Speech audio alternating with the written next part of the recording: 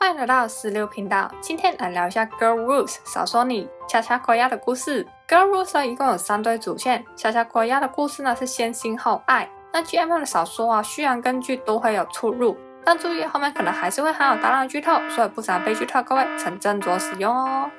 首先简单介绍一下这条感情线会出现的角色。第一个是恰恰，是一位模特儿，虽然平常性格呢有点轻佻，但对工作的态度却非常的认真。第二个是果鸭，是一位造型师。小时候呢，父母在外面欠了一屁股的债后呢，就搞失踪，所以他至少就要努力的工作还债和养活自己。第三个是 Plim， 是果鸭的老板，也是果鸭抱有好感的对象。第四个是 Bambi， 是 Plim 的前女友，他的母亲呢是业内顶尖的时装设计师。故事一开始，恰恰、果鸭还有 Plim 因为工作的认识，因为恰恰对工作的态度很认真，所以呢，只要有那么一点点不顺眼的地方，他就会发脾气，讲话也会非常的高傲。他的态度让 Plim 觉得头疼，也在果鸭的心中留下了很不好的印象。后来小因为没有专用的更衣室而闹脾气，果鸭就说自己可以离开衣物间，让小有独自的空间换衣服。但这个时候小突然起了玩心，就说自己换衣服的时候其实不介意了旁边有人，还反问果鸭是否害羞了所以才要离开。对着小爆棚的自信，果鸭只想要翻白眼。果鸭就说自己对小完全没有兴趣，所以呢不会害羞。小很清楚自己的魅力，所以看到果鸭对自己是真的一点好感都没有，反而激起了小对果鸭的兴趣。果鸭对小是真的零兴趣了，所以一工作完了就直接把小的事抛诸脑后。一直以来果鸭都对自己的老板 Plim 很有好感，而且是想要认真交往的那一种。果鸭本身的性格就是敢爱敢恨，所以他直接向 Plim 告白， Plim 和果鸭也因此开始暧昧。Plim 自从跟爸比分手后就再没有认真的谈过恋爱，对于果鸭的表白他还是有心动的。直到 Plim 生日当天， Plim 本来以为没有人会为他庆祝，但果鸭却跟 Plim 说生日快乐。那一刻 Plim 觉得自己该是时候放下过去，所以 Plim 就邀请果鸭上他家。到了 Plim 家之后，两人准备还要再进一步了。然而就在两人正要接吻之际，门铃突然响起， Bambi 就这样子打乱了 Plim 和果鸭。在知道 Bambi 是 Plim 的前女友后，果鸭就觉得自己在自讨无趣。Bambi 也一副没有要离开的样子，所以果鸭先提出了自己要走了，然后头也不回的离开了 Plim 的家。后来 Plim 的公司接了一个长期的摄影项目，但到了正式拍摄的当天，大家才知道这案子的客户原来是 Bambi， 而小就是这个案子的模特儿。因为长期一起工作关系小和果鸭多了交集，小每次都表示自己对果鸭很有兴趣，但果鸭都会坚决的说自己没有兴趣陪小玩。虽然之前在 Plim 家过夜不成，但果鸭还没有打算要放弃 Plim。然而看到 Plim 和 Bambi 在工作的时候的互动，果鸭开始怀疑 Plim 根本还没有放下 Bambi。但之后 Plim 要告诉果鸭说至少想要彻底的放下 Bambi， 所以果鸭就继续对 Plim 保持着希望。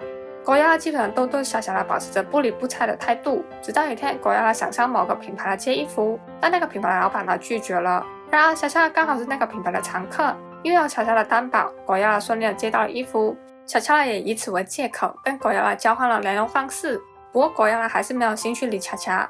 直到有一次工作后，大家一起去酒吧放松，果鸭本来想要借着这个机会来跟 Plim 更进一步，但这个时候发生了一点小意外，喝醉的 Bambi 受伤了。担心 Bambi 的 Plim 直接拉着 Bambi 提早离开了酒吧。看到这一幕的果鸭觉得备受打击，因为跟 Plim 的感情的发展不顺，果鸭就觉得很赌气，所以他就想说干脆放纵自己一次。果鸭直接找上了恰，并主动的投怀送抱。恰本来就一直想要睡果鸭嘛，果鸭自己送上门，当然不可能拒绝啊。恰果鸭就这样子发生了一夜情。令果鸭意外的是，小的技术很好，不过对果鸭来说，两人的关系也就仅限于此。相反，恰的心情就不一样了，他并没有因为睡过一次就对果鸭失去了兴趣。果鸭的独立坚强的性格都很吸引恰，所以之后只要一有机会，恰还是会继续的聊果鸭。但果鸭觉得恰就是贪图了一时好玩，觉得恰的感情不可能是认真的。果鸭之后也起诉了向 Plim 示好。作为 Plim 的前女友 Bambi 自然看果鸭很不爽，所以工作的时候都会带讽刺性的语气跟果鸭讲话。果鸭当然不可能默不作声，所以他都会反击回去。然而 Plim 一直暧昧不明的态度也让果鸭少了几分的底气，而且明眼人都看得出 Plim 和 Bambi 有点什么，甚至工作人员都在传 Plim 和 Bambi 复合了。终于有一天果鸭受不了，直接问 Plim 到底有没有喜欢过自己。Plim 对果鸭是有心动过的，但也就那么一点而已。Bambi 的出现让 Plim 无邪再去看别人。Plim 的回答几乎是对果鸭的感情判了死刑。果鸭伤心欲绝，直接跑去找恰，想要放纵自己去发泄。巧巧呢看出了狗的情绪的接近崩溃，他没有趁人之危，反而还帮狗妖冷静了下来。巧巧叫狗妖不要再只看到 Prim， 狗妖身边还有其他会珍惜他的人，暗示自己才是对狗妖来说对的人。狗妖呢一下子就懵了，因为狗妖一直都不觉得了巧巧感情是认真的。巧巧呢坦白自己的确会一夜情，但是呢从来不会给别人假希望。巧巧说自己对狗妖的感情是认真的，希望狗妖可以当自己的女朋友。因为狗妖的情绪呢还没有很稳定，听到人愿意珍惜自己，狗妖就想要立即答应。但巧巧也很清楚，狗妖呢只是一时的冲动，狗妖不可能那么快就放下 Prim， 所以巧巧就说自己可以等，请狗妖彻底放下了 Prim 了，他们再来谈。经过巧巧的安抚，狗妖第一次对巧巧完全的放下了心房。狗妖跟巧巧提到了自己悲伤的童年，巧巧也因此理解到狗妖的独立都是有原因的，狗妖的独立是伴随着孤寂的，而巧巧就想要成为那个可以接住狗妖的人。狗妖很清楚，与其一直追着不正眼看自己的 Prim， 只专注他一人的巧巧更值得他投放感情。但感情上的狗妖还是无法完全的放下 Prim， 而且巧巧是玩卡的形象也非常的深入人心，所以冷静过后的狗妖还是无法完全相信巧巧是真心的。直到一天，摄影棚出了意外， Prim 和狗妖还有 Bambi 是最后逃出现场的人。狗妖和 Bambi 都因为受伤而要送院，然而他们的救护车是分开的，所以 Prim 只能跟其中一个人上车。Prim 在犹豫了1秒后就上了 Bambi 的车，而这一切狗妖都看在眼里。那一刻，狗妖终于心死了。而在他晕过去的前1秒，他最后看到的是跳上救护车来找他的巧巧。等到狗妖再次在医院醒来的时候，他一睁开眼看到人就是巧巧。巧巧因为担心狗妖醒来的时候看到身边没有人会寂寞，所以除了回家洗澡之外，巧巧就一直守在狗妖的床边。